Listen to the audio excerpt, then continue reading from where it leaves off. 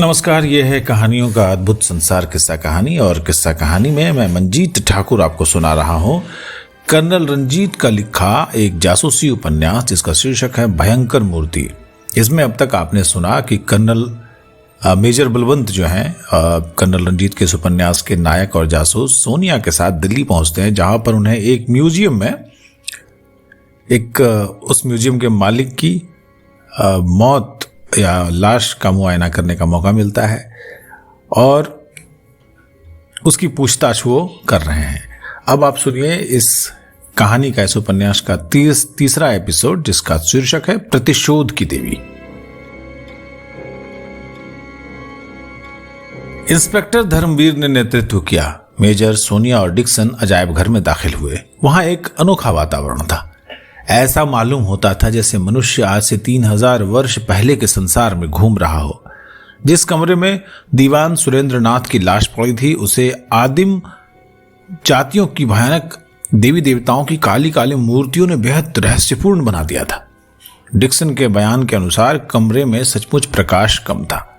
बड़े बल्ब नहीं जल रहे थे, केवल एक छोटा सा बल्ब जल रहा था।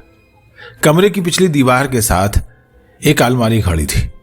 उस अलमारी के सामने दीवान साहब चित्त लेटे हुए थे।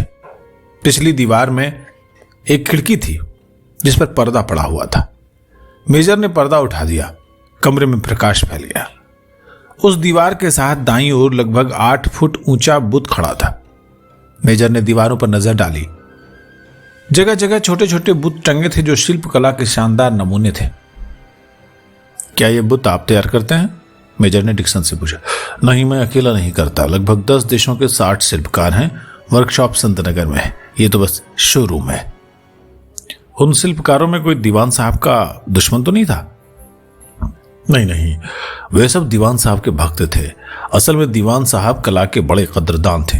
वे हर कारीगर की योग्यता से अच्छी तरह परिचित थे और हर एक को पूरा हक मिलता था, डिक्सन ने बताया।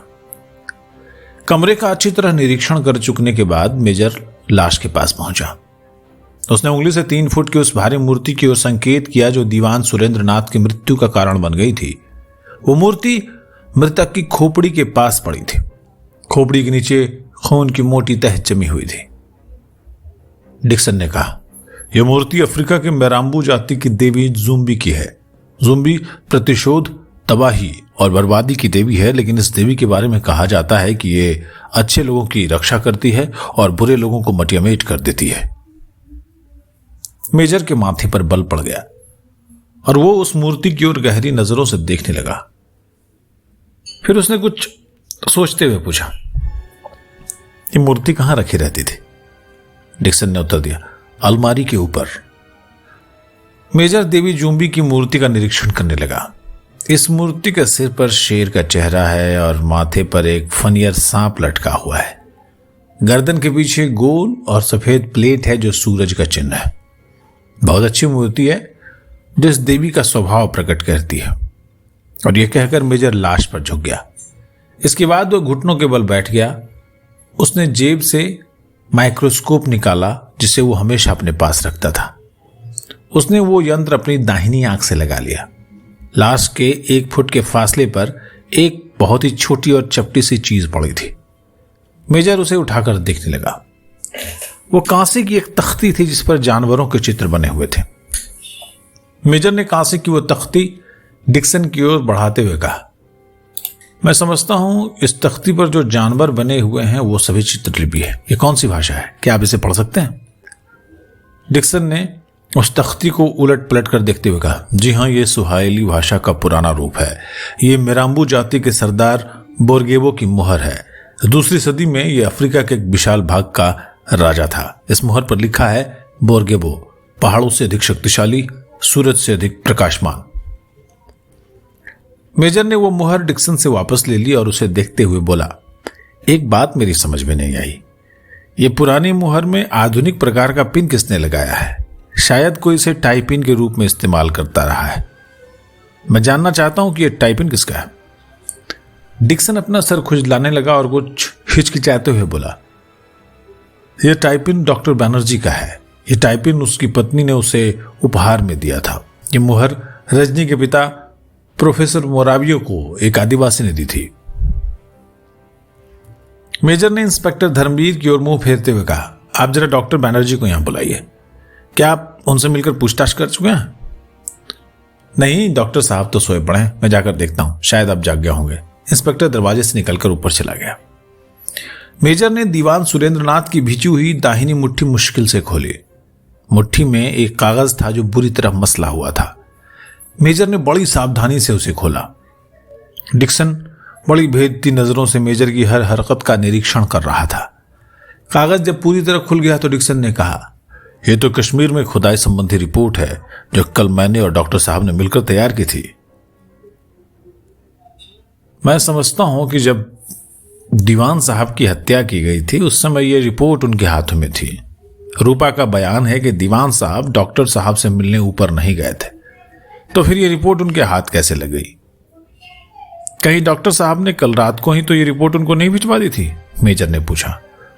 डिक्सन ने बोला, नहीं, ऐसा नहीं हो सकता। इंस्पेक्टर धर्मवीर ने नीचे आकर सूचना दी कि डॉक्टर बैनर्जी अभी तक सोए पड़े हैं। इस पर मेजर के होंठ गोल हो गए और उसके होठों से हल्की सी सीटी की आवाज निकलने लगी।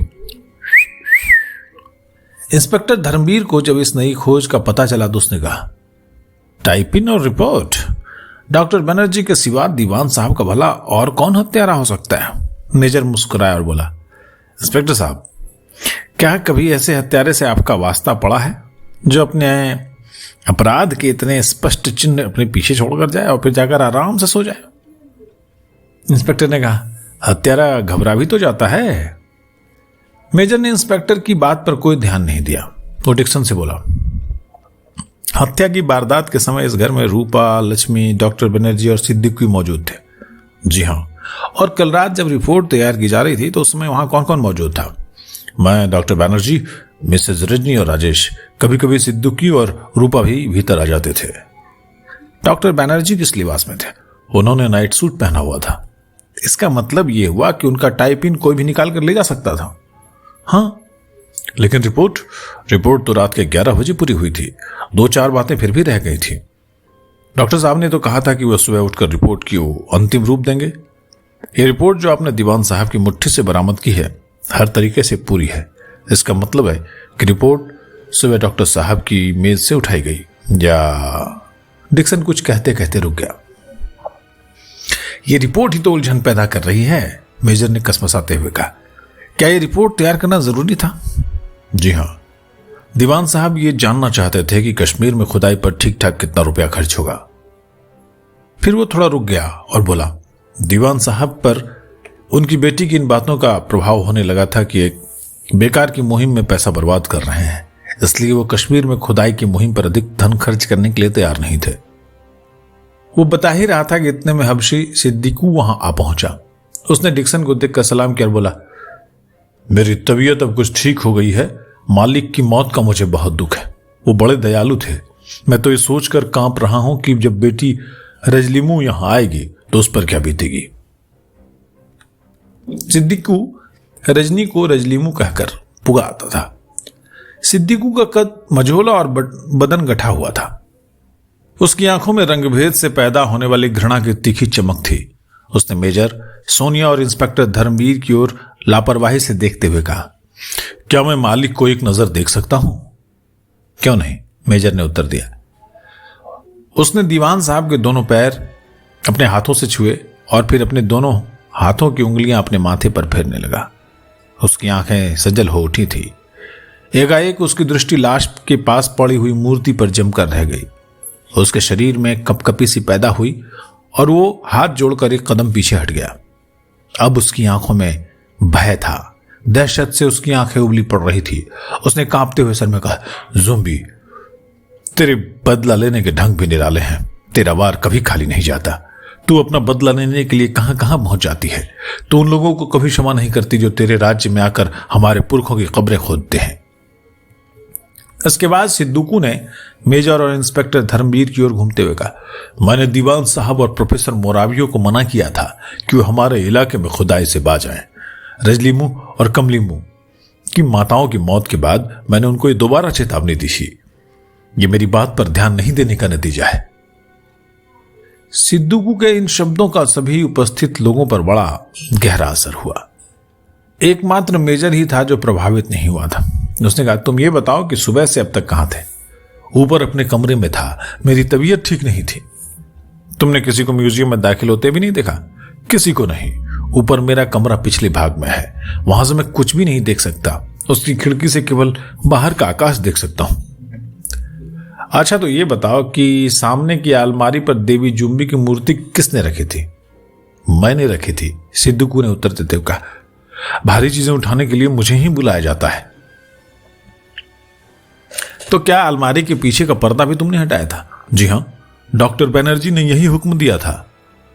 सिद्दूकू चला गया तो मेजर ने इंस्पेक्टर से पूछा, आप अपने साथ कितने आदमी लाए हैं और वो सब कहां हैं?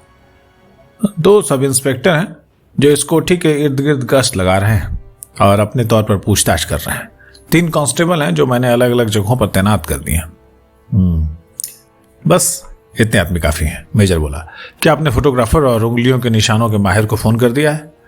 जी हां, वो आते ही होंगे, इंस्पेक्टर ने जम्हाई लेते हुए कहा। इंस्पेक्टर ने दीवान सुरेंद्र नाथ की लाश को जरा एक और को खिसका दिया। वो इस स्थान को ध्यान से देखने लगा जहां काफी खून जम गया था। उसकी आंखों में चमक पैदा हुई।